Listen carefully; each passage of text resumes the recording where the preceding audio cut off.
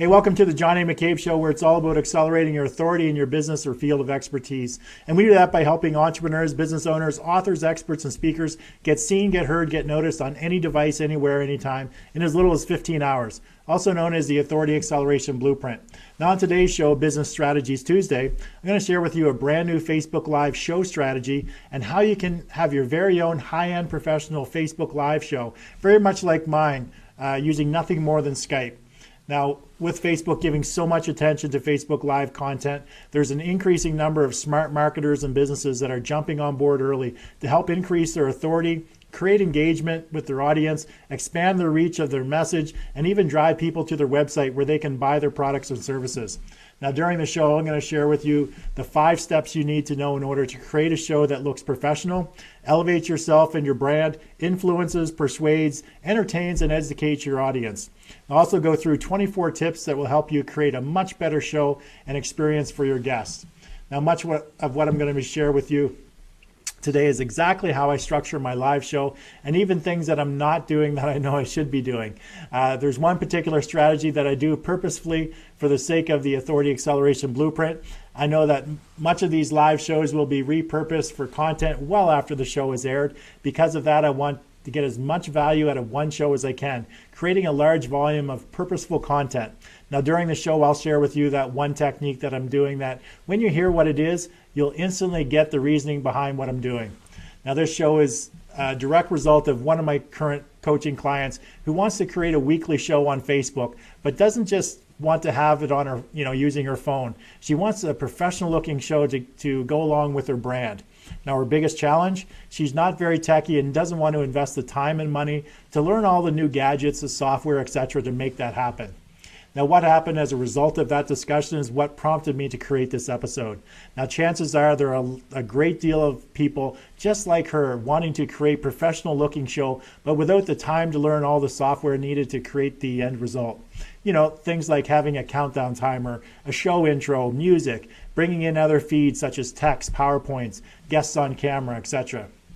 So during today's show, I'll share with you the 5 steps to creating a great show, 24 tips to make it even better, and some of the software I use to run the show, and a great new solution I'm making available to you. So all you need to do is turn on your webcam and everything is done for you.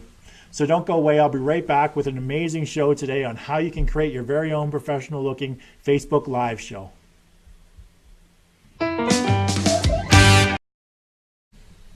Hey, thanks for coming back and joining me today on the John A. McCabe Show. Now, today it's Strategy Tuesday, Business Strategy Tuesday, where I talk about various strategies that you can use to increase your exposure, your credibility, your authority, and do it in a short amount of time.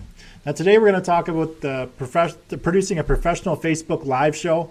I'm going to share with you 24 tips to making your show look more professional, the 5 steps to creating a great show, and at the end I'm going to share with you the solution that I came up with for one of my private coaching clients for creating a professional looking show for her using videos, images, PowerPoints, etc.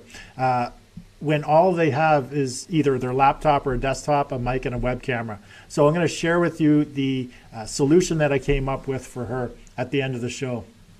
Now, one thing I come to realize as I watch other people's Facebook Live show is that the show that I'm actually creating, my Facebook Live show, is a much higher production value or much higher production than what a lot of people are actually creating out there doing Facebook Live. Now, this comes from my experience in creating and producing live webcasts where I'm inviting guests to a specific event where I deliver valuable content and typically have them have an offer to sell them or of a product or a service. Now, I've been conducting those over the last couple of years very successfully throughout the last couple of years. So usually the webcasts that I have done in the past will run anywhere from 1.5 to 4 hours, and it's very much like the show that I'm creating. There's a lot of moving parts. There's a lot of videos. There's bringing in either other speakers or bringing in PowerPoint presentations. So there's a lot of things that are involved in actually creating a show to this caliber. So doing that over the past few years is where I gained a lot of the information, a lot of the knowledge, and a lot of the ability using the software that I'm actually using.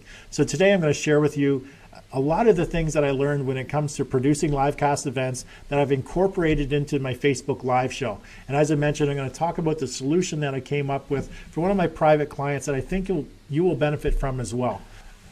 So first thing I want to share with you when it comes to doing Facebook Live or live cast, webcasts, or webinars where you are on camera are the there's 24 tips that I have for making your event seem more professional so you don't look like someone who's living in your parents' basement.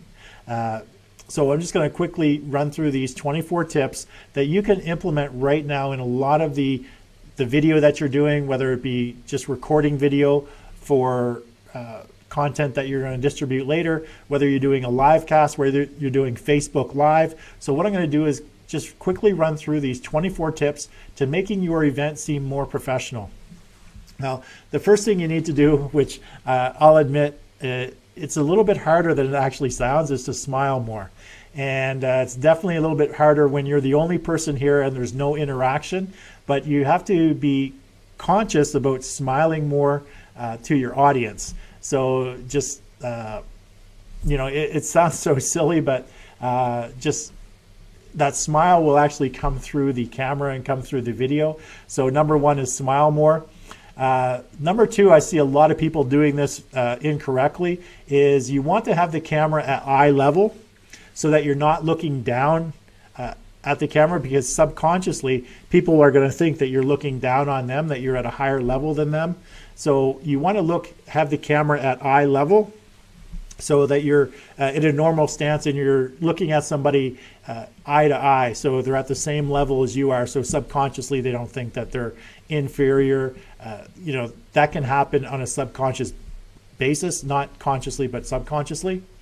Now the third thing is have your eyes on the camera. A lot of people are doing Facebook Live either with their phone, which is fine because you're holding it out here typically at eye level. But if you're using your computer, your laptop, and your webcam, what a lot of people do is they'll actually look at their screen, and if they're doing an interview with somebody, they're actually looking at the person's image on the computer versus looking at the camera.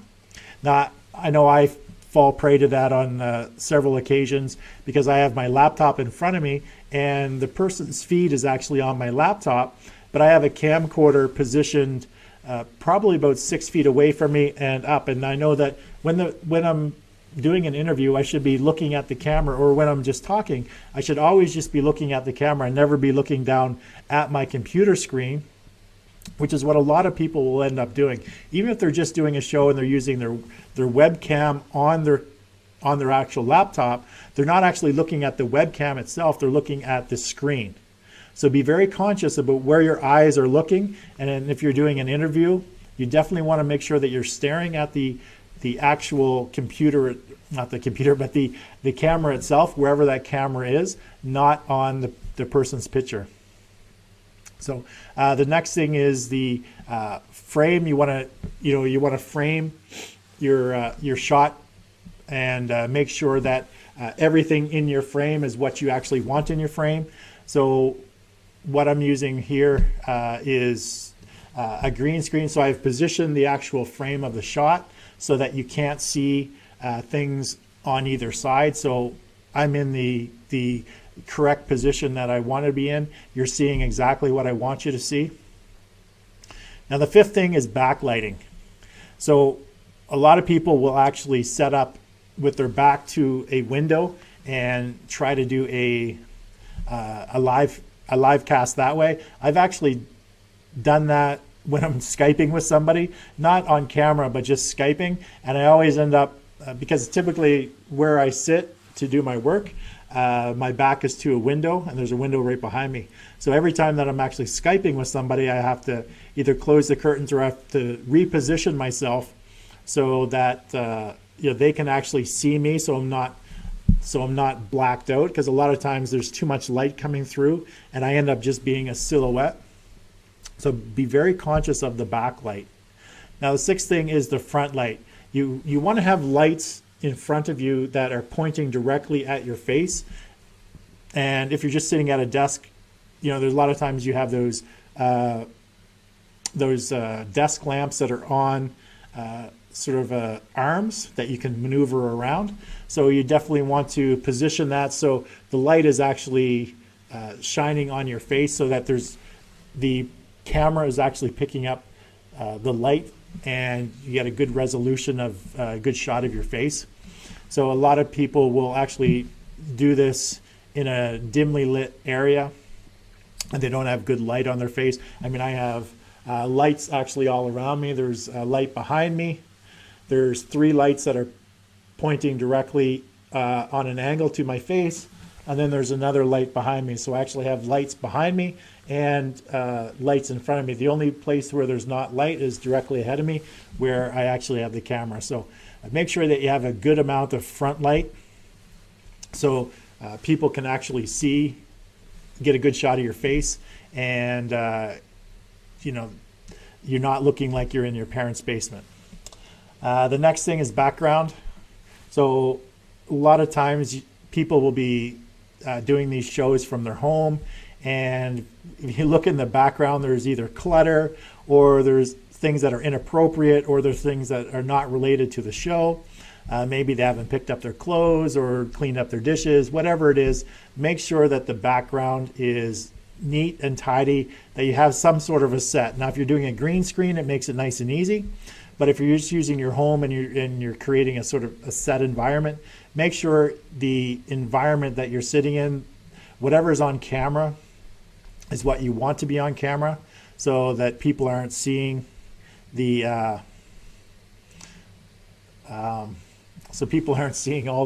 all the garbage in behind you, or you know, the messy house or whatever it is. So setting up in front of a library setting or a bookshelves is nice. Setting it up in a nice corner area is nice. So just have, you know, make sure that the background that is actually on the camera is what you want people to see, and it represents your brand or your image. Now, the next thing is noise. The external noise within your studio or your home or wherever it is you're doing your live show can be very distracting to the audience. So you want to make sure that you're in a nice quiet environment, that there aren't kids running around and there aren't dogs barking. I mean, there was one show a couple of weeks ago where I was pet sitting and you could hear the dog barking.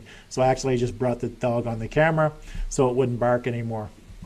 But getting rid of any external noise can definitely increase the professionalism of your live cast or your Facebook live show, or just doing video in general. The next thing is your dress. How are you dressed? How do you want to be presented on camera? Is it representative of you and your brand? You know, you're coming on with a ball cap on backwards and a hoodie. Well, maybe that's your brand. Maybe that's how you want to represent yourself. Or is your brand more, you're attracting sort of a higher level of clientele? So it's whatever is appropriate for your brand. So dress appropriate for your brand or for yourself. Obviously, you're not, if you're typically never wear a 3-piece suit, then you don't need to wear a 3-piece suit. If you typically just wear a button-up shirt and a pair of jeans, then that's what you wear. Just make it representative of yourself. The next thing is a theme. A theme for your show. Does your show have a theme? Now, my show has a theme on every day of the week is a different theme. So you can incorporate that theme into a lot of your content, into what you're doing, maybe even the background. If you're just doing one show here and there, or maybe one show a week, definitely you can incorporate the theme of your show into a lot of things that you're doing, whether it be your graphics, whether it be the background, just even the things you have on the wall. Maybe it's maybe part of it is your education, so it's important to have on the background that you went to an Ivy League school or whatever it is. So.